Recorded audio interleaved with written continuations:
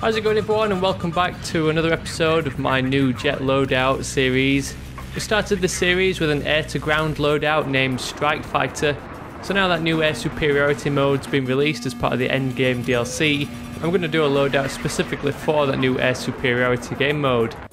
I was going to name this loadout Air Superiority Fighter to relate to the real-life class of Air Superiority fighters, but I ran out of space on my little chart, so I had to cut it down to simply Jet Fighter.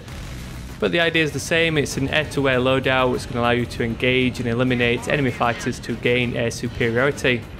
This one's going to be aimed at the average player, but don't worry if you're a jet veteran, I've got a separate loadout for you pros coming next. So I've labelled the difficulty for this one as Rookie. And the reason I've labelled this one as Rookie is because we're going to be using advanced weaponry including those Heat Seekers. But before you start spamming that comments section with Heat Seeker noob, we are going to try and use the cannon as the primary weapon, and we'll use those Heat Seekers when the situation arises for targets who might be at long range or enemies that might have depleted their flares. At the end of the day, the real life jet fighters do use heat seeking missiles as part of air-to-air combat tactics, so that's why we're going to choose them for our Air Superiority Fighter loadout. And despite all these jet elitists saying that it's noobs who spam those Heat Seekers, I actually found, at least on Xbox, it's always those level 100 kernels that are spamming Heat Seekers with the combination of beam scanning. But because Heat Seekers are so prevalent in that Air Superiority mode, we're also going to use countermeasures to fight against those enemy locks. So let's get started and take a look at the actual loadout for our jet fighter setup. I initially thought that the air radar would have been a perfect match for the Air Superiority mode, but it turns out it doesn't actually offer you any benefits. I don't know whether this is a glitch that it doesn't show enemy aircrafts on the radar, but half of the time it's just empty. So instead we'll go with the stealth upgrade as our primary defense against those enemy Heat Seekers.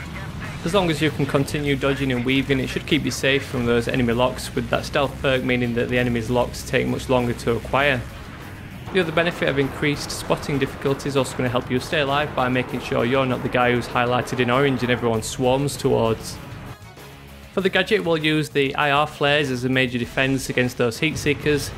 Between the flares and the ECM jammer, I find the flares a little bit more reliable. Even after one hit, you'll still be above that limit where your jet regenerates its health.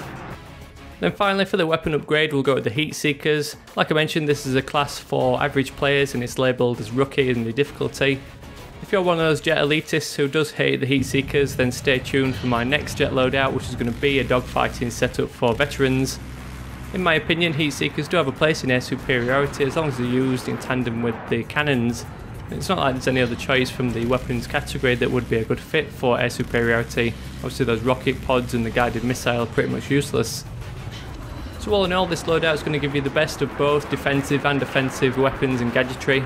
As a rookie pilot, we'll want to try and stay alive as much as try and secure those kills, so that's where the stealth and the IR flares come in, both to protect us from those Heat Seekers as well as make sure we're not the one who's being picked on by the whole enemy team. So if you get to have a play in that Air Superiority game mode, hopefully this jet fighter loadout will help out. If you do have some fun with this loadout, or if you just enjoyed my video, or even learnt anything new, I'd really appreciate a thumbs up down below to help spread the word and share the video with your friends. Don't forget to check out the link to the playlist down in the description in case you've missed that air-to-ground loadout that I've posted so far, and stay tuned for that other air-to-air loadout for veterans, as well as some other fun role-playing air-to-ground loadouts that you can play around with in Conquest and Rush. Don't forget to click those links to Twitter and Facebook while you're browsing that description. Otherwise, thanks for watching, I'll catch you all later.